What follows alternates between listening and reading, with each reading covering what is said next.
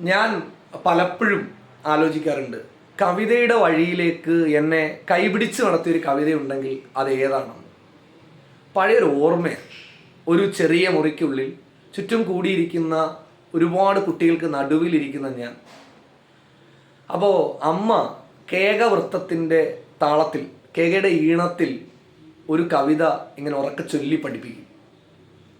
ആ കവിതയുടെ വരികൾ ഇങ്ങനെയാണ്: അങ്കണത്തൈമാവിൽ നിന്ന് ആദ്യത്തെ പഴം വീഴുകെ അമ്മ തൻ നേത്രത്തിൽ നിന്നുതിർന്നു ചുടുകണ്ണീർ. 4 മാസത്തിൻ മുൻപിൽ ഏറെ നാൾ കൊതിച്ചിട്ടി ബാലമാഗന്ധം പൂയിട്ടുണ്ണികൾ വിരിയവേ. വൈലോപ്പള്ളിയുടെ മാമ്പഴം വായിച്ച് കണ്ണു നിറയ്ക്കാത്ത ഒരു മലയാളിയും ഉണ്ടാകില്ല എന്നാണ് ഞാൻ വിചാരിക്കുന്നത്.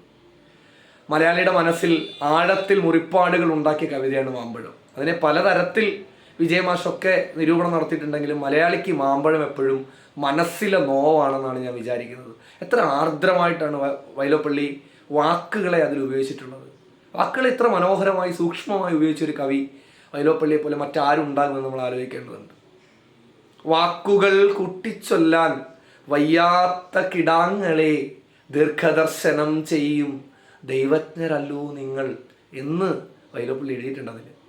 അതിൻ്റെ 2ാം ഭാഗത്ത് അമ്മയുണ്ട്, അമ്മയുടെ ഒരു രൂപമുണ്ട്. തൻ്റെ മകൻ മരിച്ചതിൻ്റെ മുഴുവൻ വിങ്ങലുകളും കൊണ്ട് നിൽക്കുന്ന ഒരു അമ്മയുടെ രൂപം.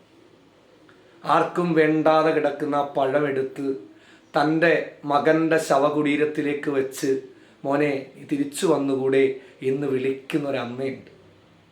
എത്ര ആർദ്രമായിട്ടാണ് വൈലോപ്പള്ളി വരികൾ എഴുതിയിട്ടുള്ളത്. പുരതോ നിസ്തബ്ധയായി തെല്ലിട നിന്നിട്ട് തൻ ദുരിതഫലം പോലുള്ള പഴമെടുത്തവൾ തന്നുണ്ണിക്കിടാവിൻ്റെ താരുടൽ മറ ചെയ്ത മണ്ണിൽ താൻ നിക്ഷേപിച്ച് മന്ദമായേവം ചൊന്നാൽ ഉണ്ണിക്കൈക്കെടുക്കുവാൻ ഉണ്ണിവായ്ക്കുണ്ണുവാൻ വേണ്ടി വന്നതാണ് ഈ മാമ്പഴം. അത് വായിക്കുമ്പോൾ, ഇപ്പോഴും അത് ചൊല്ലിക്കൊടുക്കുമ്പോൾ അറിയാതെ കണ്ണിൽ മനസ്സിൽ നനവ് പടരാറുണ്ട്. അതാണ് കവിതയുടെ ഏറ്റവും വലിയ പ്രത്യേകത. ഓർമ്മയിൽ കണ്ണീരിൻ്റെ കവിതയാണ് മാമ്പഴം, കവിതയുടെ വഴിയാണ് മാമ്പഴം. അതിൻ്റെ അവസാനത്തെ വരിയുണ്ടല്ലോ: ഒരു തൈക്കുളിർ കാറ്റായി അരികത്തണഞ്ഞ് അപ്പോഴാ അരുമക്കുഞ്ഞിൻ പ്രാണൻ അമ്മയെ ആശ്ലേഷിച്ചു എന്ന് ചൊല്ലിക്കഴിയുമ്പോൾ ആ കുഞ്ഞാണോ അമ്മയാണോ വൈലോപ്പള്ളിയാണോ മലയാള കവിത തന്നെയാണോ ഒരു ചെറിയ നൊമ്പരത്തോടെ ഒരു കണ്ണീരോടുകൂടി നമ്മളെ വന്ന് ആശ്ലേഷിക്കുന്നത് എന്ന് തോന്നിപ്പോകുന്ന ഓർമ്മയുടെ, നൊമ്പരത്തിൻ്റെ, കവിതയുടെ മനോഹാരിതയുടെ ഒരു വലിയ ഓർമ്മയാണ് യഥാർത്ഥത്തിൽ ഈ മാമ്പഴം. മാമ്പഴത്തെ കൂടി ഓർത്തുകൊണ്ട് ഞാൻ അവസാനിപ്പിക്കുന്നു. നമസ്കാരം.